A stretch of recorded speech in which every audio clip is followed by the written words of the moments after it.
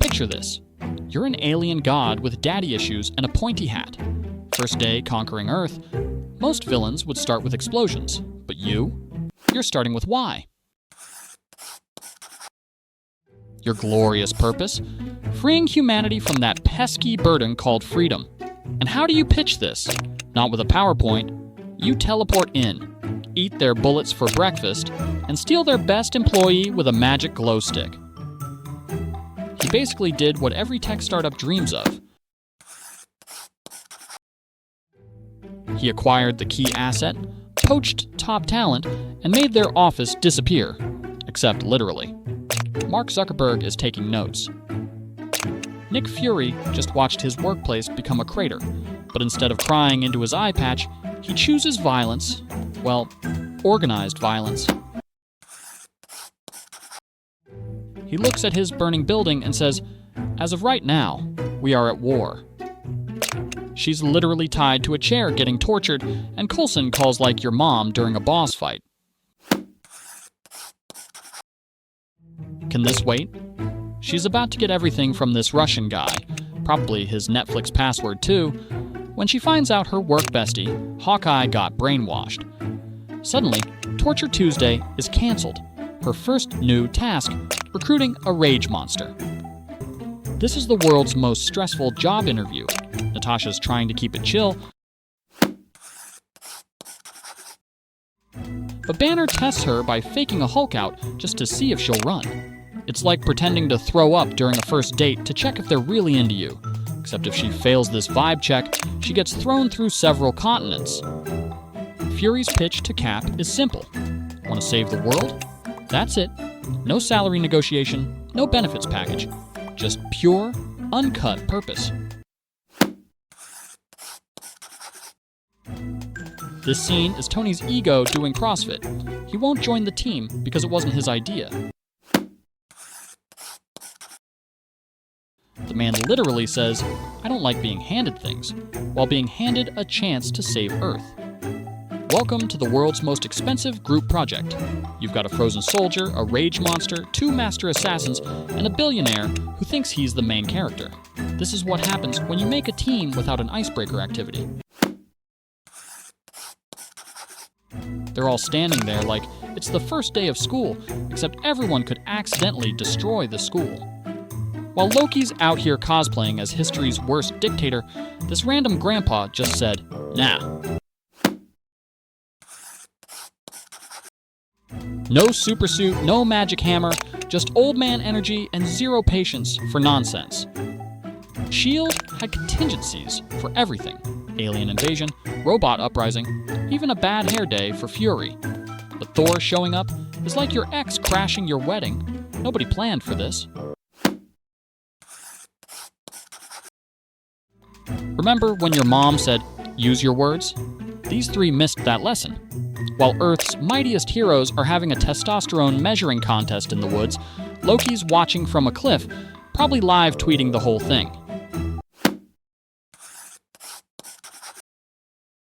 It isn't an interrogation, it's a passive-aggressive chess match between 2 drama queens. Loki thinks he's winning by oversharing his evil plan like every movie villain. But Natasha just pulled an Uno reverse card. She tricked a god by letting him think he's smart. That's like beating a chess computer by unplugging it. Earth's mightiest heroes are having their first real argument, and it's going about as well as Thanksgiving dinner with your divorced parents. Steve questions Tony's character. Tony responds with genius, billionaire, playboy, philanthropist. "Sir, this is not a Tinder bio. This is a workplace conflict."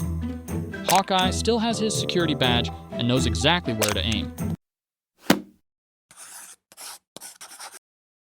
It's like getting fired from Target, but you still remember where they keep the good stuff. Bruce Banner just failed anger management so hard, they're revoking his doctorate.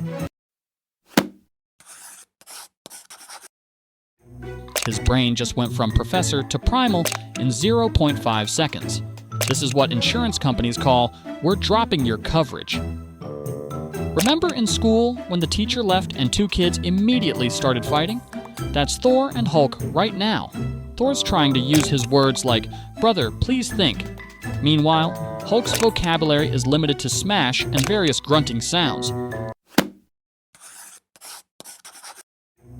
Loki uses a classic magic trick, distraction and misdirection.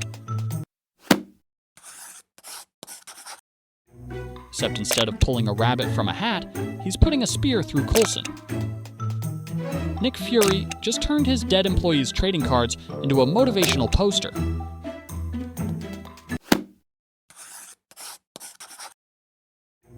HR would never approve this, but it works.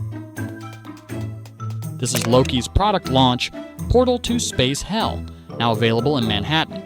The Avengers were handling regular-sized aliens just fine. If the portal was concerning, this flying space whale is a full-blown, we're gonna need a bigger boat moment, and then a bigger ocean, and maybe a new planet.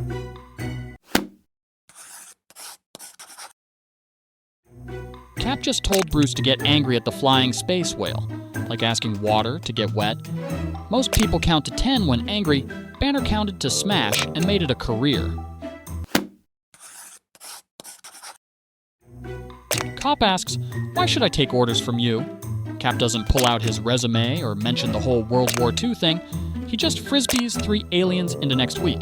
Turns out, the quickest way to establish authority is to be the only guy whose frisbee breaks the laws of physics. Loki makes the classic mistake of monologuing to the Hulk. Hulk's rebuttal: aggressive, floor-based chiropractic adjustments, TED Talk over. The World Security Council just said, "Have you tried turning Manhattan off and on again?" Their solution to an alien invasion in New York is to delete New York.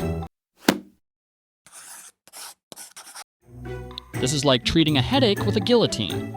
Technically works, but you've created bigger problems. Remember when they said Tony wasn't a team player? Well, he just pulled the ultimate "I'll show you" move.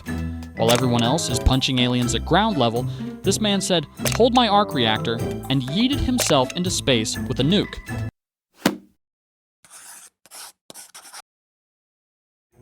Natasha has 2 seconds to decide: keep the portal open for Tony or save Manhattan. She makes the call faster than you decide what to watch on Netflix. And she was right. That's what we call clutch.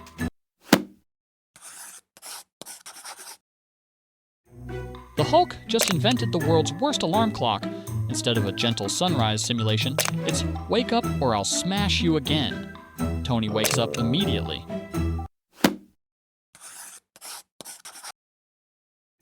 "5 stars, very effective, would not recommend for daily use." Job's done, aliens defeated, what's next? Paperwork? Debriefing? A thank you card to New York? Nope, they just leave.